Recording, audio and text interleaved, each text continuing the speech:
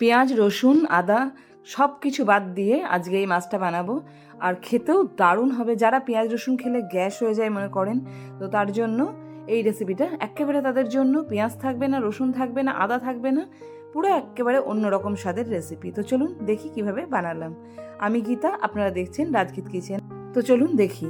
তো মাছগুলোকে আমি 5 পিস মতো কাটিয়ে নিয়ে এসেছিলাম। এবার এটাকে ভালো করে ধুয়ে নিয়েছি।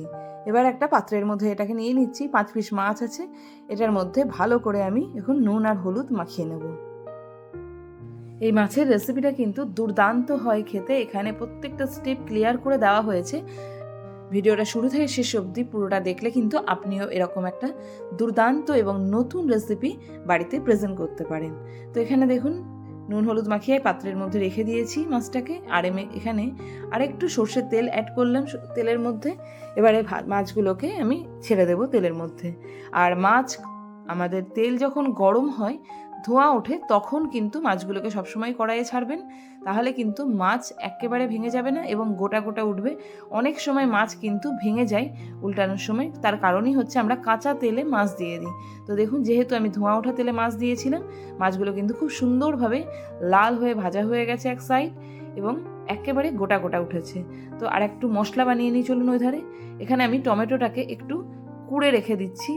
আমি এখানে 2টো মতো টমেটো নিয়েছি এবং এটাকে ভালো করে পেস্ট করে একটা পাত্রের মধ্যে রেখে দিয়েছি।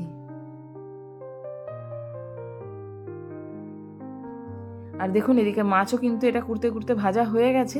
এটাকে আমি আর একটা পাত্রের মধ্যে তুলে নিলাম। তো মাছ কিন্তু খুব সুন্দর করে ভাজা হয়ে গেছে।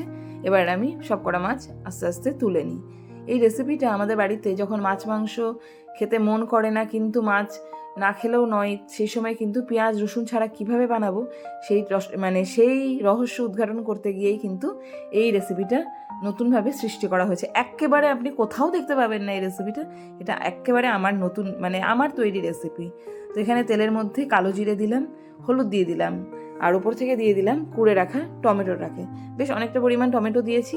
এবার এটাকে কিন্তু বেশ অনেকক্ষণ নাড়াচাড়া করতে হবে। যেহেতু এর মধ্যে প্রথমে হলুদ দিয়ে দিয়েছিলাম, এটাকে কিন্তু বেশ কিছুক্ষণ চালাতে হবে। আর কালারটা কিন্তু সেই কারণে দারুণ এসছে। দেখুন, এটা রান্না করতে বেশি সময় লাগে না, মাত্র 10 থেকে 15 মিনিট লাগবে এই মাছটা বানাতে।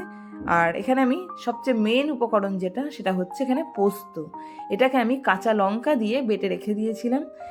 যে যেমন পোস্ত পছন্দ করেন এই মাছ অনুযায়ী কিন্তু পোস্ত দিতে হবে। তো পোস্ত দেওয়ার পরে আমি দিয়ে দিচ্ছি একটু নুন স্বাদ মতো। আর এবারে যখন এটা ফুটতে লাগবে, ওপর থেকে ভাজা মাছগুলোকে কিন্তু আমি দিয়ে দিচ্ছি। তো দেখুন, এটার কিন্তু আর কোনো মশলাই না, টমেটো আর পোস্ত বাটা, কাঁচা লঙ্কা বাটা, কালো জিরে আর একটু হলুদ, বাস এটা দিলেই কিন্তু এই মাছটা রেডি হয়ে যাবে। তো সমস্ত মাছগুলোকে কিন্তু আমি এর মধ্যে একে একে দিয়ে দিচ্ছি। এবার ঝোলটা ফুটতে লাগবে এবং মাছগুলো পুরো পোস্ত যা এর মধ্যে নুন মশলা ঝাল মিষ্টি যাই আছে পুরোটা অ্যাবজর্ব করে নেবে এবং এটাকে সার্ভ করে নিতে পারবো। খুব বেশি সময় লাগলো না, এই জাস্ট ঝোলটা একটুখানি কম হবে আর আমি নামিয়ে নেব। তো বাড়িতে এইরকম একটা রান্না উপহার দেওয়ার জন্য কিন্তু আমার চ্যানেলটিকে সাবস্ক্রাইব করতে হবে এবং আপনার মতামত জানাতে হবে যে আমার এই ভিডিওটা আপনার কেমন লাগলো। কে কোথা থেকে দেখছেন অবশ্যই জানাবেন। আমিও কিন্তু আপনাদের ব্যাক সাবস্ক্রাইব করে দিতে পারি যদি আপনারা এখানে কমেন্ট করে আমাদেরকে জানান। তো চলুন, এখন গরম গরম কিন্তু মাছ পোস্ত বা পোস্ত মাছ, রুই মাছের পোস্ত রেডি হয়ে গেছে। আর এটা একেবারে নতুন পদ্ধতি। তো যারা একেবারে খুব জলদি সহজে বানাতে চান রেসিপি, তাদের জন্য এটা কিন্তু পারফেক্ট। তো গরম গরম ভাতে এটা চলুন খেয়ে দেখি কেমন হয়েছে। তো সত্যি এটা খেতে কিন্তু দুর্দান্ত হয়েছে। তো আমার চ্যানেলটিকে অবশ্যই যেন সাবস্ক্রাইব করে দেবেন। আপনারা এতক্ষণ দেখছিলেন গীতার সাথে রাজগীত কিচেন। Thank you.